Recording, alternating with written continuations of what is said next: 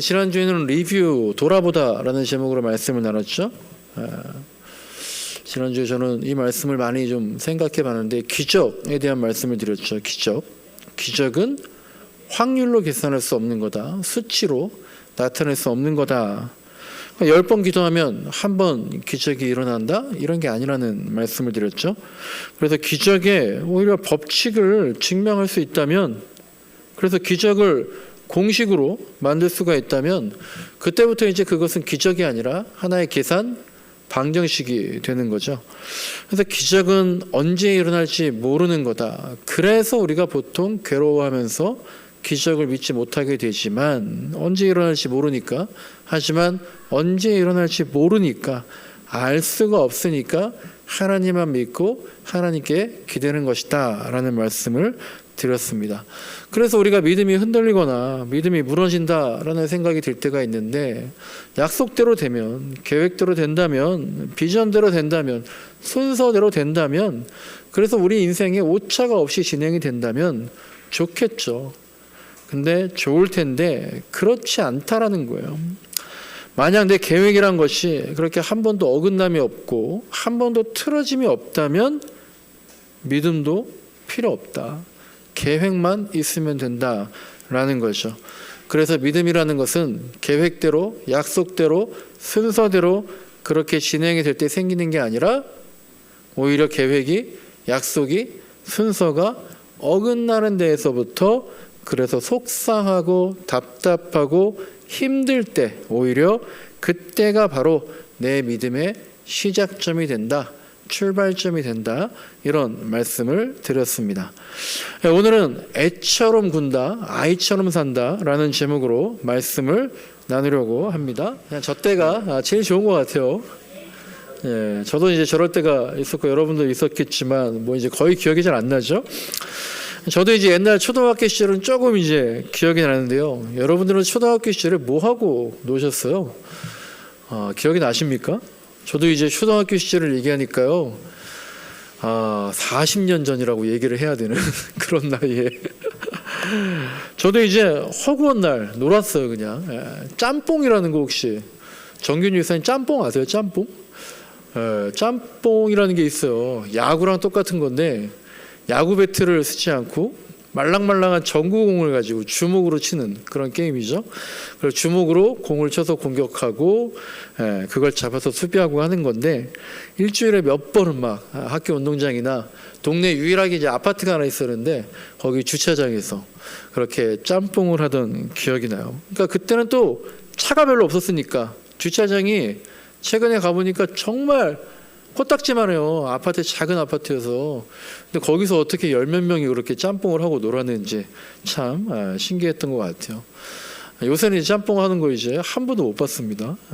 뭐 구슬치기, 우리 봉들기, 우리 옛날에 오징어 게임에 나왔던 막 지우개 따먹기, 제가 선수였습니다. 정말 제 자리에 보면 검정색 비닐봉지가 있는데 지우개 한 봉다리, 구슬 한 봉다리, 그런 게 그냥 항시 있었던 기억이 나고요. 제 머릿속에 왜 그 기억이 나는지 모르겠는데, 한 번은 그 지우개 봉다리를요 들고 산에 올라가서 버리고 왔던 기억이 있어요. 내가 지우개 따먹기를 이제 그만해야겠다. 그거 하다가 애들하고 싸웠는지 아니면 제가 중독이 됐다고 느꼈던 건지, 하여간 지우개를 다 버리고 왔던 그런 기억도 있습니다. 제 친구들 중에 이제 사총사, 여러분 다 있잖아요. 뭐 삼공주, 오공주, 칠공주, 삼총사, 사총사. 그 중에 이제 한 명이 꽤 부자여서요. 걔네 집에 항상 또 가가지고 그 당시에 희귀했던 전자오락 게임 막 하고, 부루마블 또 하고, 스카이 콩콩 그거 가지고 맨날 뛰어다니고 했던 그런 기억이 나네요. 그러고 보니까 저는 나이 들어서는 좀 혼자 있는 걸 좋아하는 것 같아요. 근데 어렸을 때는 정말 아이들하고 신나게 놀기만 했던 것 같아요. 그러니까 그런 저를 지금 돌아보니까 저희 부모님이 어떻게 보셨을까. 야, 나 때는 저렇게 놀지 않았는데 별걸 다 하고 논다, 걱정하셨을지도 모르겠어요. 그러니까 지금 우리도 아이들 보면 그렇잖아요. 야, 맨날 핸드폰 끼고 도대체 맨날 게임만 하고 뭐 하는지 모르겠다, 걱정하는 눈으로 보는 것과 마찬가지일 것 같아요. 근데 이제 뭐 제가 지금 지옥에 따먹기 안 하고 부루마블도 안 하고 짬뽕도 안 하고 이제 안 하잖아요. 다 때가 있는 것 같습니다. 놀 때가 있고 공부할 때가 있는 거죠. 그리고 쓰러질 정도로 정말 일할 때가 있고 쉬엄쉬엄 지낼 때가 있고 받기만 할 때도 있고 또 주면서 살 때가 있는 것 같습니다. 정말 다 때가 있는데요. 우리는 지금 어린아이가 아니죠. 장성한 어른입니다. 그러니까 지금 우리는 어른처럼 살아야 할 때이기도 한 거죠.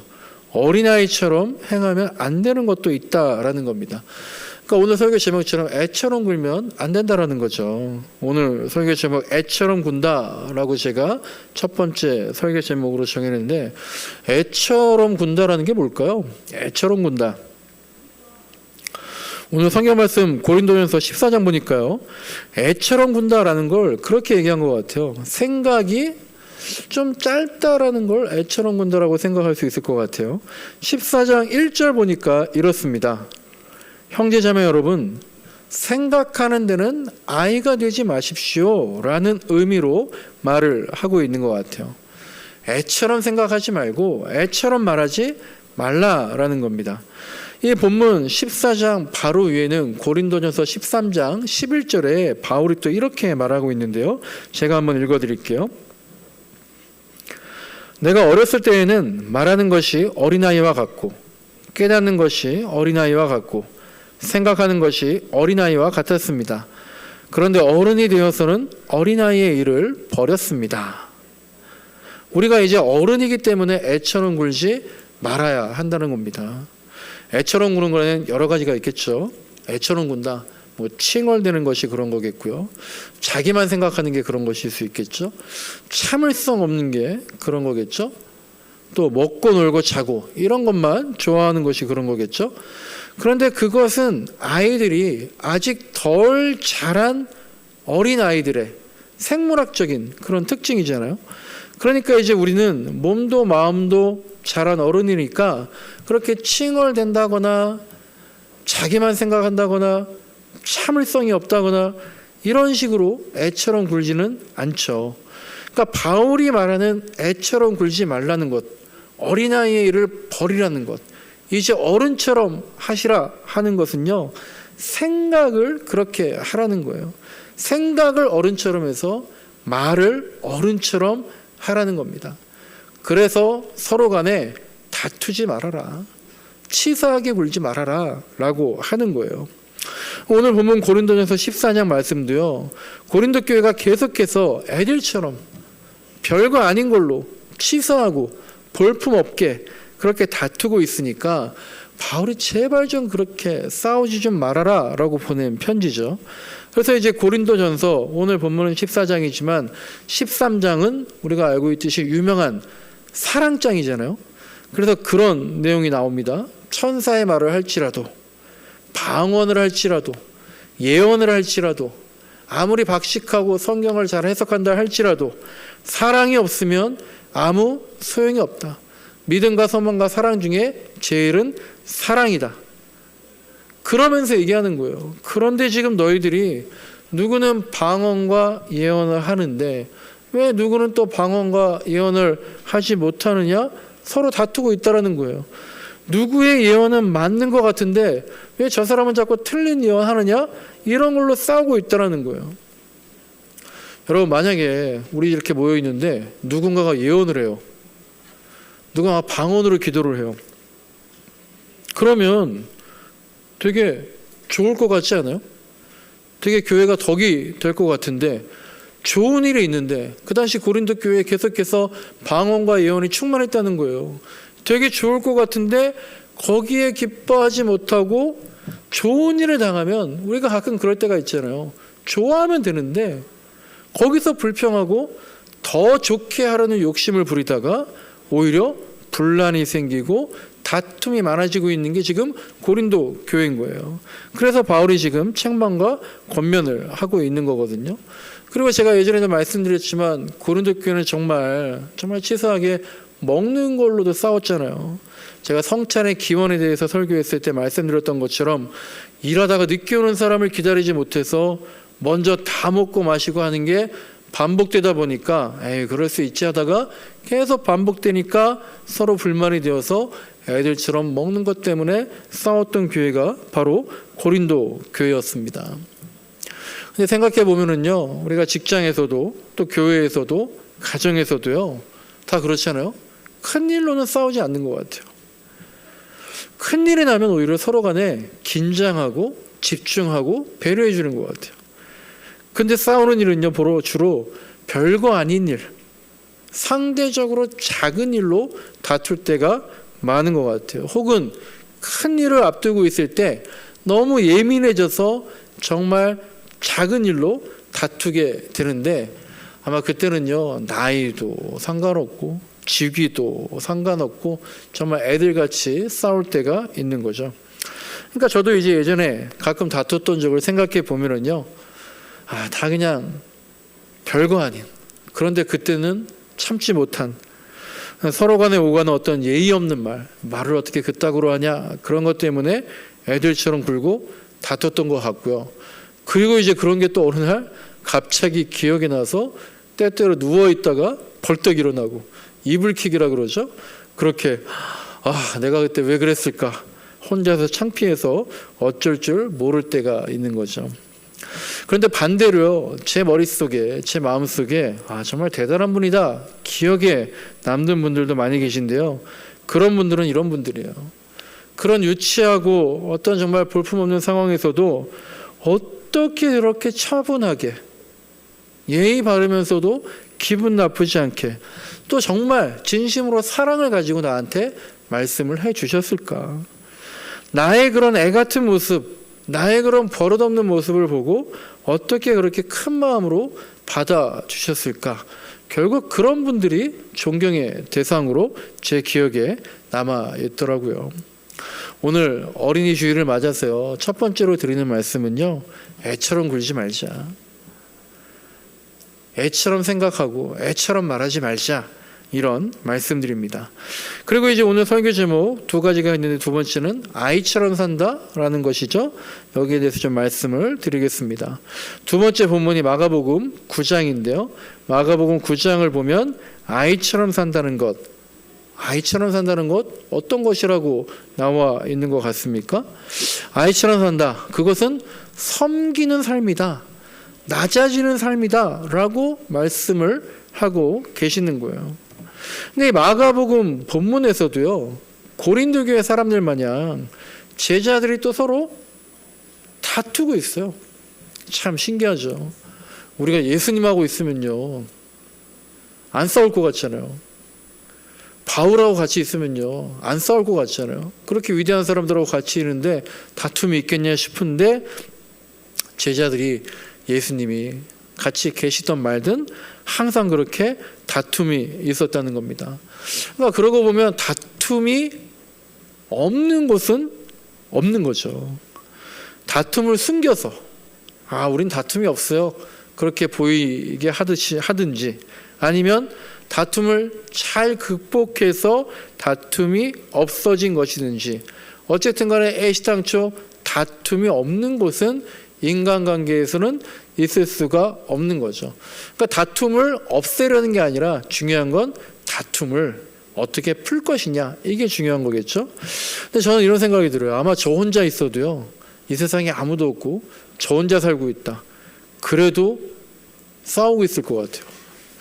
제 안에 있는 두 개의 자, 성령에 속한 자와 육신에 속한 자, 이게 매일같이 서로 치고받고 하면서 사람이 없는데도 다투는 마음, 싸우는 마음, 불평의 마음, 그게 저한테 있지 않을까, 그런 걱정도 들더라고요. 어쨌든 이제 그렇게 다툼이 있었던 제자들에게 예수님이 물어보셨습니다. 무슨 일로 싸웠냐? 그렇게 물어보고 계신 거예요. 그랬더니 제자들이 말을 못하죠. 왜요? 창피하니까 말을 못했겠죠. 근데 싸운 게 창피한 게 아니에요. 다툰 게 창피한 게 아니에요. 싸운 내용이 창피하니까 싸웠다고 말하기가 부끄러웠던 거예요. 이제 우리도 그렇잖아요. 남편이 퇴근해서 집에 갔어요. 근데 아내한테 별거 아닌 거 가지고 막 짜증을 내요. 그럼 아내가 되게 황당하잖아요. 그러니까 물어보죠. 오늘 밖에서 뭐 무슨 일이 있었어? 라고 물어봅니다. 그러면 남편이 어떻게 해요? 막 말을 하다 말고 됐어. 말하기도 창피해. 막 이제 그럴 때가 있잖아요. 이제 아내도 마찬가지죠. 오래간만에 친구들 만난다고 기분 좋게 나갔던 아내가 집에 돌아와서 갑자기 별거 아닌 걸로 막 남편한테 짜증을 내요. 그래서 아니 무슨 일이 있었어라고 물어보면 또 아내는 그냥 다 얘기하잖아요. 그러면 남편은 이제 그때부터 긴장하면서 얘기를 듣는 거죠. 내가 어느 타이밍에 추임새를 놓고 어떤 말에 극강의 리액션을 보여야 하는지 계속 들어요. 그런데 그런 리액션을 한 번도 못 보였는데 아내 얘기가 끝났어요. 도대체 왜 싸웠는지 남편의 뇌구조로는 이해가 안 되는 거죠.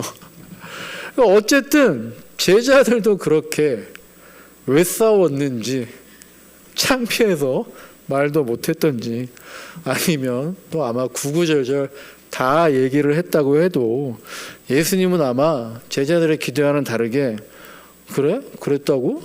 그래서 도대체 왜 싸웠냐고 그런 반응을 보이셨을 것도 같아요.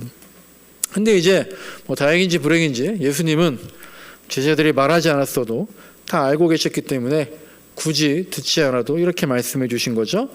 너희들이 누가 가장 큰 사람인지로 다퉜다고 하는데 야, 잘 생각해봐라. 정말 큰 사람이 되고 싶으면 가장 큰 사람이 되고 싶으면 모든 사람의 꼴찌가 되어서 그들을 섬기면 된다라고 말씀하시는 거예요. 그리고선 어린이 하나를 안으시고 누구든지 내 이름으로 이 어린아이를 영접하면 즉 어린아이를 받아들이면 그게 곧 나와 나를 보내신 이를 받아들이는 거다. 이렇게 마가복음에서 말씀을 맺으십니다. 자, 근데 한번 생각해 보세요. 이 제자들은요, 하나님을 영접한 사람입니까? 아닙니까? 이 제자들은 하나님 믿고 영접한 사람들이에요. 이 제자들은 예수님을 믿고 순응하고 받아들인 영접한 사람들입니다. 그런데 이 제자들이 과연 이 어린아이 하나를 받아들이지 못했을까요? 이 제자들이요, 하나님과 다투지 않아요. 당연하겠죠. 예수님과 다투지 않아요. 자기들끼리 다퉈도. 그리고 아마 아이들을 본다고 해도요, 아이들을 꾸중할 수는 있겠지만 아이들하고 싸우는 사람은 없잖아요. 그런데 지금 하나님을 영접하고 예수님을 영접했다는 제자들이 그 제자들끼리는 서로를 영접하지 못하는 것을 보고 서로를 수긍하고 받아들이지 못하는 것을 보고 예수님께서는 너희가 바로 칭얼대는 아이와 같다. 이렇게 말씀하시는 것도 같아요. 그리고 이제 우리가 잘 알고 있듯이 이 본문은요, 마태복음 18장에서는 또 이렇게 설명하고 있어요. 어린아이와 같이 자기를 낮추는 사람이 하늘에서 가장 큰 자다. 어린아이처럼 자기를 낮추는 사람이 하늘에서 가장 큰 자다. 우리가 많이 들어본 얘기죠. 아까 교동문에도 있었죠. 그런데요, 다시 한번 생각해 보세요. 어린아이들이 자신을 낮춥니까? 아까 이엘이 하엘이 5살 3살 애들이 자기를 낮춰요? 아이들이 자신을 낮춘다? 이게 무슨 말일까요? 이거 아마도요, 아이들은 겸손하다? 아이들은 섬길 줄 안다? 아이들이 섬겨요? 여러분 아이들한테 섬김 받습니까? 아이들이 겸손합니까? 가만히 생각해 보니까 이런 뜻이 아니라요. 아이들은요, 무서워서라도 말을 들어요. 어릴수록. 혼날까 무서워서라도 자기를 낮추고 순종하는 거예요. 이걸 말하는 것 같아요. 혼날까 봐라도 무서워서라도 순종한다라는 거예요. 그런데 우리는 이제 다 커서요, 아이들처럼 혼날까 봐 무서워하지 않아요. 혼날까 봐 무서워서라도 자기를 낮추거나 남을 섬기지 않아요. 이제 어린아이가 아니라 머리가 굵어진 제가 알아서 할게요 라고 하는 다 큰 어른이기 때문이죠. 그런데 정말 순수해서 그러든지 아니면 무서워서라도 그러든지 어찌됐든 아이들처럼 자기를 낮추고 섬기는, 그렇게 어린아이를 받아들이고 그렇게 예수님을 받아들이고 하나님을 받아들이는, 이게 바로 다 큰 어른이지만 아이처럼 산다라는 뜻이 되는 것 같아요. 말씀을 정리합니다. 우리가 어린이주의래요. 늘 우리도 어린아이처럼 돌아가자, 어린아이처럼 돌아가자, 순수할 대로 낮아진 대로 그렇게 돌아가자라는 생각을 많이 하게 되어 있습니다. 그러나 어린아이로 돌아간다라는 거 다 좋은 거 아니다라는 거예요. 어린아이처럼 철이 없거나 버릇이 없거나 칭얼대거나 참지 못한다거나 막무가내다거나 그렇게 또 말을 잘 듣는 것 같지만 사실은 혼날까 봐 무서워서 순종하는 척하거나 그렇게 애처럼 굴면 안 되는 거겠죠. 또 그런 차원에서 어린아이같이 순전해라 그렇게 말하는 것도 아닌 거죠. 사도 바울은 오히려 계속해서 어린아이의 것을 버려라, 초등학문의 것을 버려라 이렇게 말을 합니다. 우리가 어른이잖아요. 애처럼 굴면 안 된다는 겁니다.